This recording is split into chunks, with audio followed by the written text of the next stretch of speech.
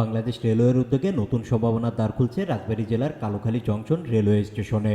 আন্তনগর Sundarban express ও Benapole express train দুটির সম্ভাব্য যাত্রাবিরতি নিয়ে রেলওয়ের উচ্চ পর্যায়ে চলছে সক্রিয় আলোচনা। রেলওয়ের জেনারেল ম্যানেজার রাজশাহী অফিস থেকে 23 জুন 2025 তারিখে জারি করা একটি চিঠিতে জানানো হয়, রেলভবন ঢাকা থেকে প্রাপ্ত নির্দেশনার প্রেক্ষিতে পাকশী রেল বিভাগের রেলওয়ে ব্যবস্থাপককে যাত্রাবিরতির যৌক্তিকতা যাচাই করে মতামত প্রদান করতে বলা হয়েছে। এ লক্ষ্যে একটি 4 পৃষ্ঠার বিশদ প্রতিবেদন সংযুক্ত করে পাঠানো হয়েছে সংশ্লিষ্ট দপ্তরে। যদি এই যাত্রাবিরতি অনুমোদন পায় তবে কালুখালী ও আশেপাশের এলাকার যাত্রীদের জন্য যোগাযোগ আরও সহজ ও সাশ্রয়ী হবে। এর আগে 2025 সালের 12 জানুয়ারি সকাল 10টায় কালুখালী জংশন রেলওয়ে স্টেশন চত্বরে ঘণ্টাব্যাপী এক মানববন্ধনের আয়োজন করা হয়।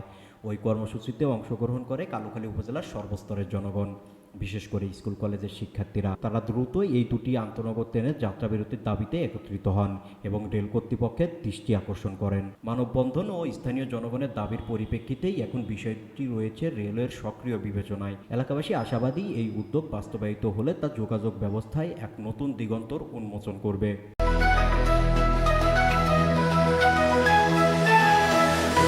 কালুখালী টাইমস।